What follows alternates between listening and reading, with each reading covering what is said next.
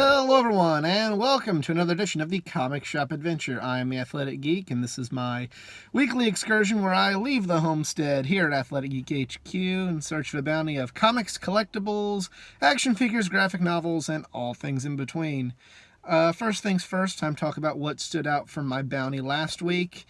And I really think the best book was probably The Flash. Just kind of the conclusion of that whole story arc there. Really enjoyed it. Detective Comics was pretty decent. It was kind of one of the best books in that series I've read, but they're really writing Two-Face very well, and people really kind of either hit a home run or strike out with writing Two-Face. So I really enjoyed that issue. Whether or not the storyline as a whole is going to be anything like super duper, I'm not really too sure on that yet. But it's a good Two-Face story so far. And Terrifics. Terrifics was actually very good. I think I actually might be number 2 behind The Flash.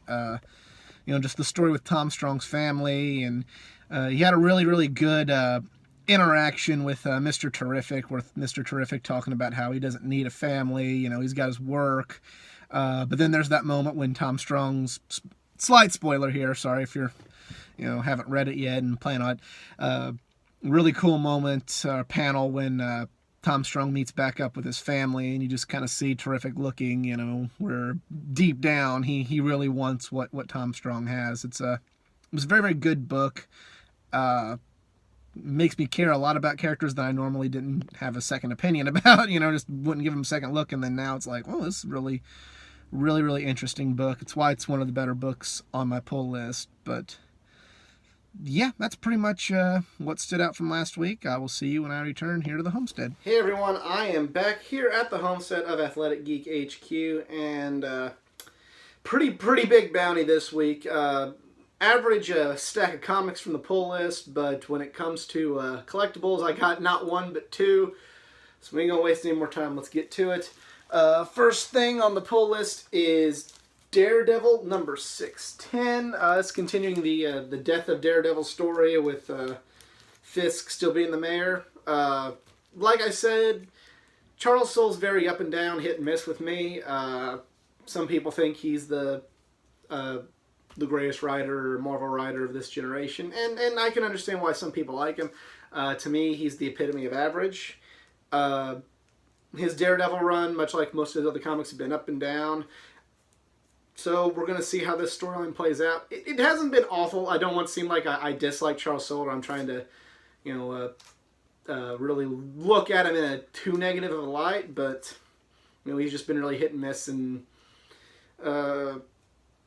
overall, he's okay to me. And so far, his run has been okay. And hopefully this run, especially if this is going to be, kind of his last story arc on Daredevil, hopefully that will it'll be a better story than what I'm used to, and he can go out with a bang. And speaking of going out with a bang, we have Old Man Logan number 50, the final issue of this series.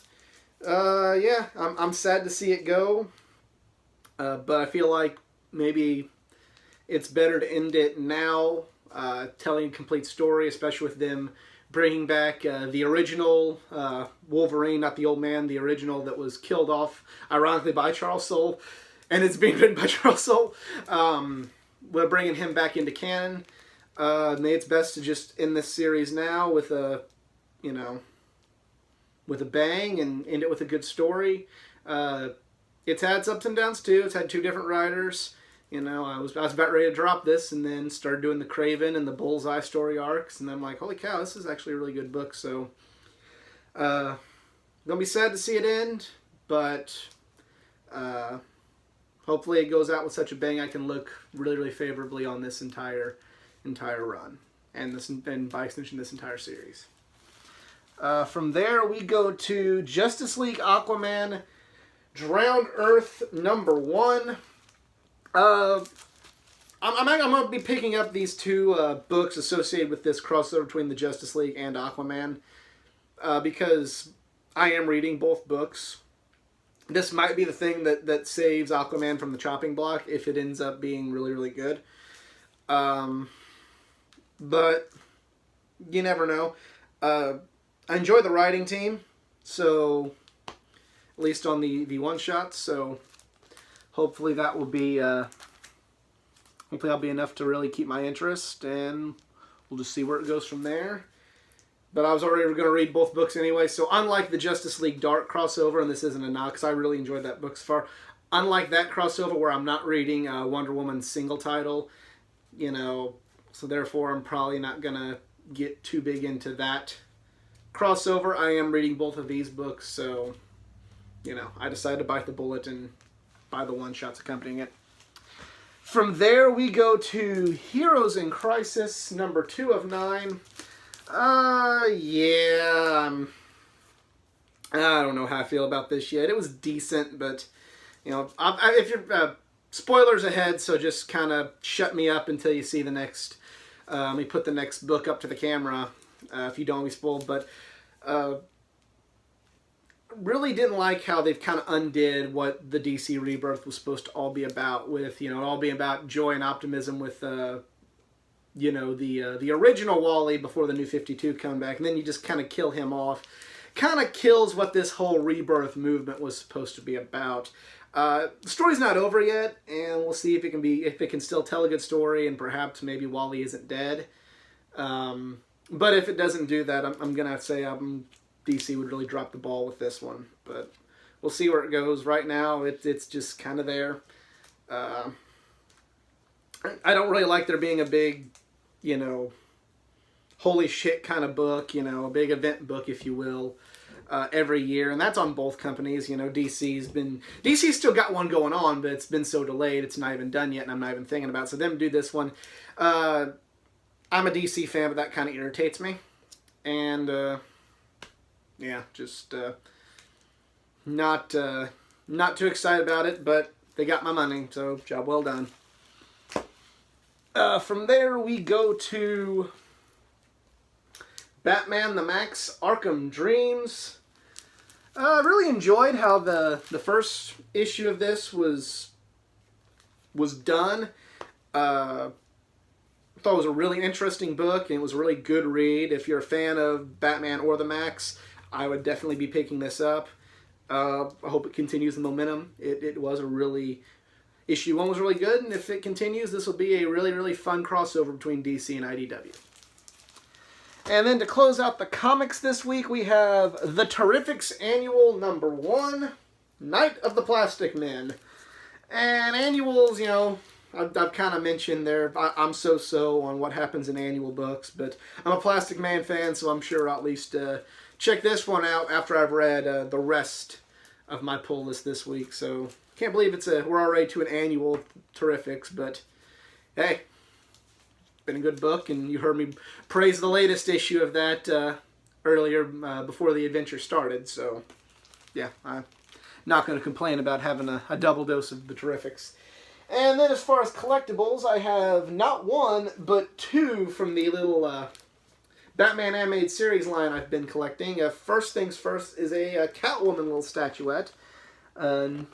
Yeah, it's just kind of your standard one with the Animated Series Catwoman, but looks really cool, and, you know, it's really cool. I don't know how well you can tell on camera. She's got, like, some jewels in her hand. That looks really awesome. In one hand, then she's got the whip in the other, so gonna be cool. Gonna look really, really awesome next to my Catwoman mini bust, and then the rest of these that I have in the other room. And then finally, the last one is a special, from the same line, a special large Clayface edition. This one's not quite, it's pretty much a full-on statue. It's in a bigger box, and yeah, I hope I have room for it. It's just, but it's so awesome looking, and you know, Clayface is kind of an underrated villain. I really became a big Clayface fan, not necessarily through the animated series, but in the Detective Comics run, but still part of the collection. And yeah, this looks really cool, and you know, I just wish it wasn't so big. I'm turning into, when it comes to collectibles and comic books, it's like my life's turned into a George Carlin bed. I need a bigger house to put all my shit. But that is it for my bounty this week. Let me know what you picked up from your local comic shop in the comments section below. If you enjoyed this video, please give it a like, give it a share, subscribe to check out my other content, and go back and check out my old content, not just from the world of comics, but from the world of gaming, from the world of pro wrestling, everything in between, all things geek culture right here. And for more content, please go visit my Facebook page at facebook.com/athleticgeek89. My thoughts and weekly wrap-up of the DC CW episodes, that is exclusively found on the Facebook page, and my collection comic of the week, where I take an old comic from my collection that I picked up as a kid or even as an adult and write a little blurb about it. That is exclusive to the Facebook page. But other than that, I'm out. Y'all be cool.